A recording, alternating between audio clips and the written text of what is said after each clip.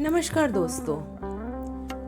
महाकुंभ के संगम में पवित्र स्नान का मुझे भी सुअवसर प्राप्त हुआ।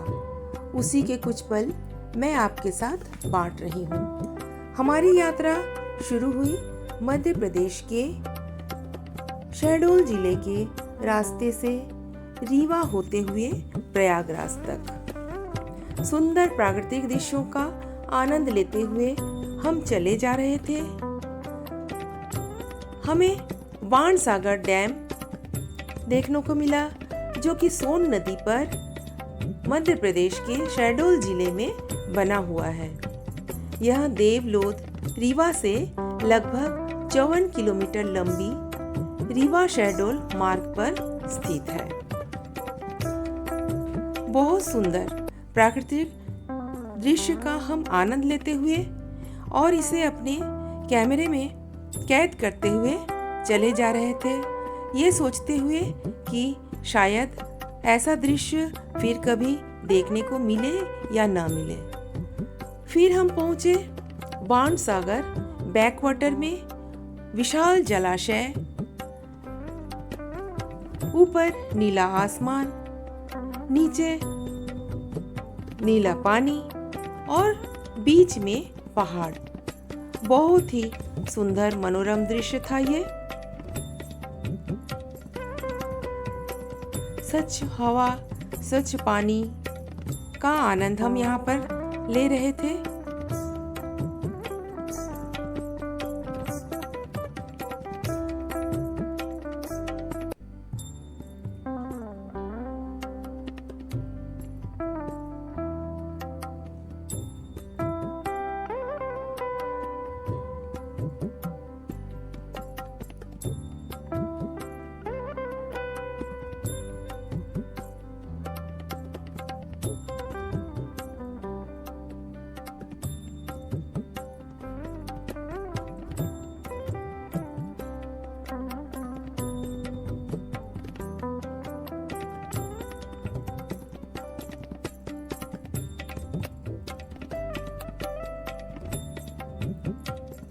इतना मनोरम दृश्य, इसे छोड़कर हमें जाने की इच्छा ही नहीं हो रही थी।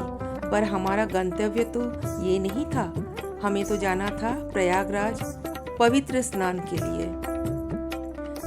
फिर हम यहाँ से यात्रा दोबारा शुरू करते हैं और रीवा के रास्ते होते हुए चले जाते हैं। सुंदर प्राकृतिक दृश्य, पहाड़ की घुमावदार रास्ते, एक तरफ खाई, एक तरफ पहाड़। कभी शहर दिखाई देता था, छोटे छोटे घर दिखाई देते थे दूर से। इन सभी दृश्यों का आनंद लेते हुए हम चले जा रहे थे और शाम होते होते मध्य प्रदेश की सीमा समाप्त होने लगी और हम प्रयागराज में प्रवेश किए। यहाँ पर बहुत ज़्यादा जाम लगी हुई थी और ये प्रशासन की ओर से चेष्टा थी जिससे कि लोगों को परेशानी ना हो और सभी लोग चले आ रहे थे। देश के भिन्न भिन्न राज्यों से, भिन्न भिन्न प्रांतों से लोग, यहाँ कोई भेदभाव नहीं था। सारा भारत ऐसा लग रहा था एक जगह पर जुटा हुआ है। लोगों में बहुत ही सामंजस्यता थी, एकता थी और ऐसा लग रहा था सभी हमारे पहचान के भाई बंधु ही तो है। सबका उद्देश्य एक ही था, पवित्र स्नान। और हम चले जा रहे थे। रात हो गई। पूरी रात हमने यात्रा किया पर हमें कोई थकान महसूस नहीं हुआ। इसके बाद सुबह हम अपना गंतव्य की ओर चलने लगे। पहुंच गए हम मेला स्थान में। दोस्तों, महाकुंभ का इतिहास बहुत पुराना है।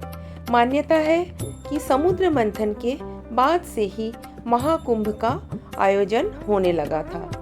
समुद्र मंथन के दौरान अमृत कलश से निकलते अमृत की कुछ बूंदें हरिद्वार, प्रयागराज, उज्जैन और नासिक में गिरी थी। इसलिए इन चारों स्थानों पर कुंभ मेले का आयोजन किया जाता है। मान्यता है कि इन स्थानों की नदियों के पानी में अमृत है, इसलिए इन नदियों में स्नान करने वाले अमृत का पान कर लेते हैं। हम पूजा की सामग्री लिए, गंगा जल के लिए पात्र लिए और ज़रूरत की हर चीज़ें यहाँ पर मिल जा रही थी।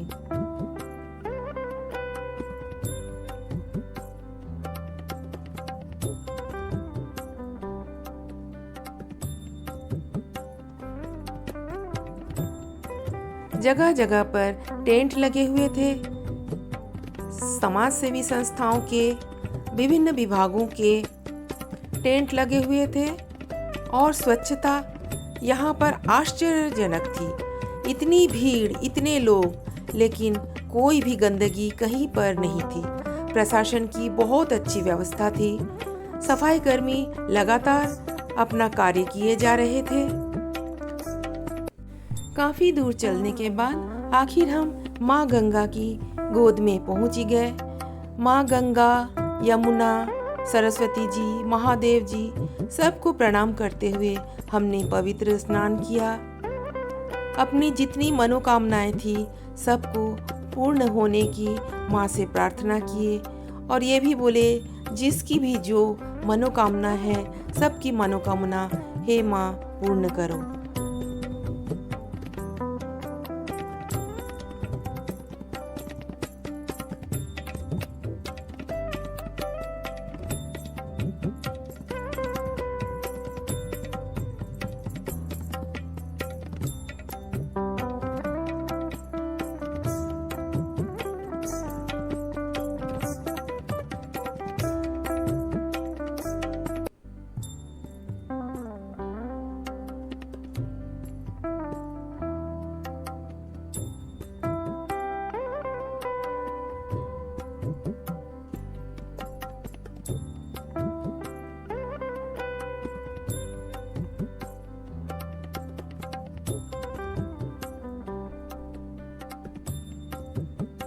स्नान करने के बाद हमने यहाँ पर पूजा अर्चना की, माँ से प्रार्थना किया।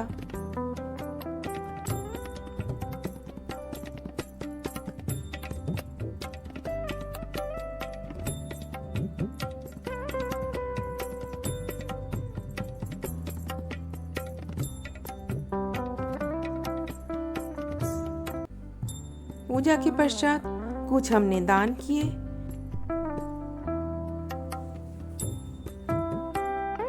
और कुछ पल हमने घाट पर बिताया।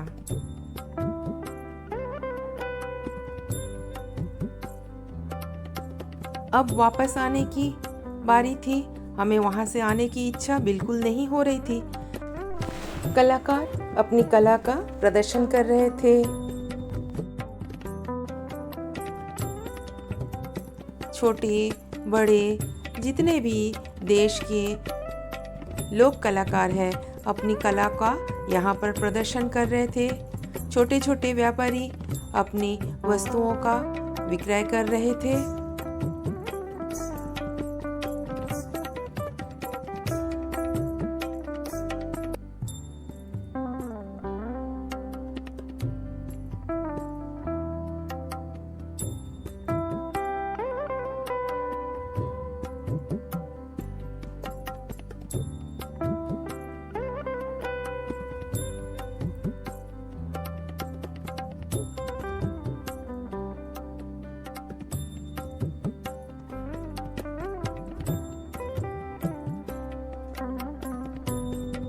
और हम वापस चले जा रहे थे।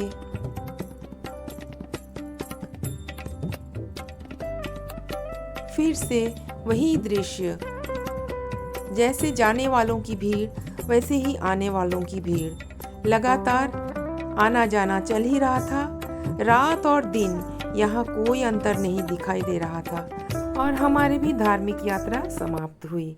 धन्यवाद।